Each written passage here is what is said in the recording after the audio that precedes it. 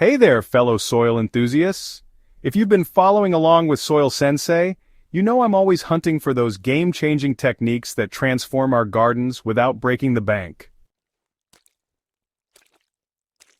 Today, I'm diving deep into one of my absolute favorite soil building secrets, turning ordinary cardboard into black gold for your garden beds. I remember the first time someone told me to throw cardboard in my garden. My immediate reaction: you want me to put trash in my beautiful beds? But here's the thing, that trash became the foundation of some of the richest, most productive soil I've ever created.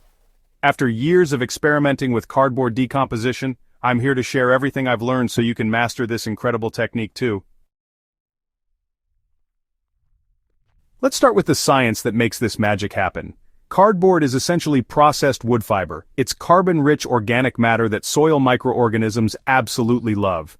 When you layer cardboard in your garden, you're not just adding bulk, you're creating a feast for beneficial bacteria, fungi, and countless other soil organisms that transform this brown material into nutrient-dense humus. The beauty of cardboard lies in its structure. Those corrugated channels create perfect air pockets that maintain soil aeration while the material slowly breaks down. Unlike plastic mulches that create barriers, cardboard actually improves soil structure as it decomposes, leaving behind improved drainage and water retention. Yes, both at the same time. What really gets me excited about cardboard is its accessibility. Every time you order something online or pick up groceries, you're potentially collecting premium soil amendment material. It's sustainable, free, and incredibly effective when used correctly.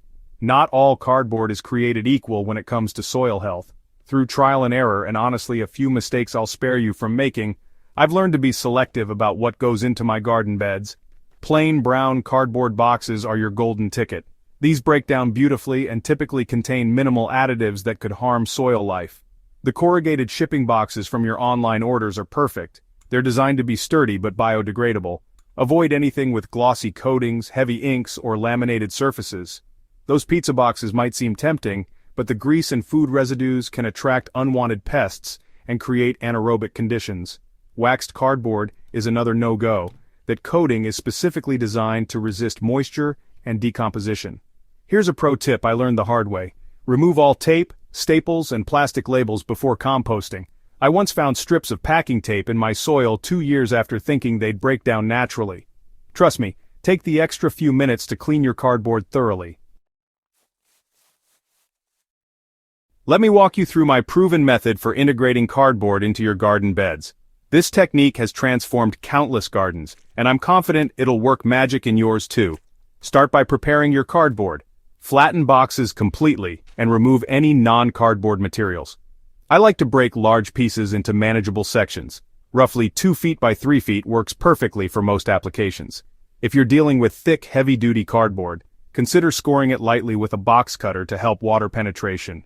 Site preparation is crucial for success.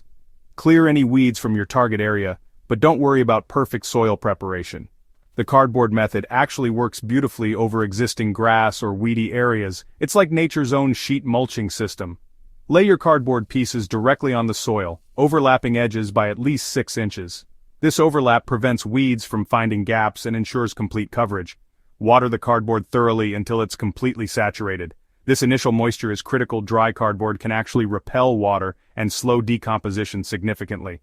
Now comes the layering that makes this technique so effective.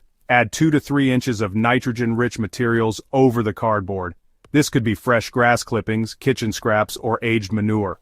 Follow this with 4 to 6 inches of carbon-rich materials like dried leaves, straw, or wood chips. The difference between cardboard that breaks down in 3 months versus 12 months often comes down to managing 3 key factors: moisture, temperature, and microbial activity. Moisture management is absolutely critical. Cardboard needs consistent moisture to break down effectively, but not so much that it becomes waterlogged and anaerobic.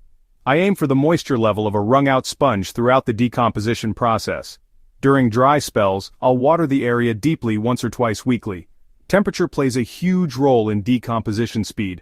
Warmer conditions accelerate the process dramatically. I've seen cardboard break down in just 6 to 8 weeks during hot, humid summers, while the same setup might take 4 to 6 months during cool seasons. If you're starting in fall, Don't expect rapid results until temperatures warm up again. Microbial activity is where you can really accelerate the process. I like to add a thin layer of quality compost or aged manure directly on top of the cardboard before adding other materials. This inoculates the system with beneficial microorganisms that jumpstart decomposition. Some gardeners swear by compost tea or effective microorganisms, and I've had good results with these biological activators. Even with perfect setup, sometimes cardboard decomposition doesn't go according to plan. Let me share solutions to the most common problems I encounter. Slow decomposition is usually a moisture or nitrogen issue. If your cardboard is still intact after several months, check the moisture level beneath your mulch layer. Dry cardboard looks almost unchanged even after months. Similarly, if you've only added carbon-rich materials on top, the lack of nitrogen will significantly slow the process. White fuzzy growth on decomposing cardboard often worries gardeners, but it's actually a great sign. This is beneficial fungal activity breaking down the cellulose. However, if you notice slimy, smelly conditions, you likely have too much moisture and not enough air circulation. Pest issues occasionally arise, particularly with cockroaches or termites in humid climates. Maintaining proper moisture levels and ensuring good air circulation usually prevents these problems. If pests become an issue, temporarily reducing moisture and adding some diatomaceous earth around the edges can help. The real power of cardboard decomposition emerges when you integrate it thoughtfully into your broader gardening approach. I use cardboard as the foundation layer in new garden beds, allowing me to build soil depth and fertility simultaneously, while suppressing weeds naturally.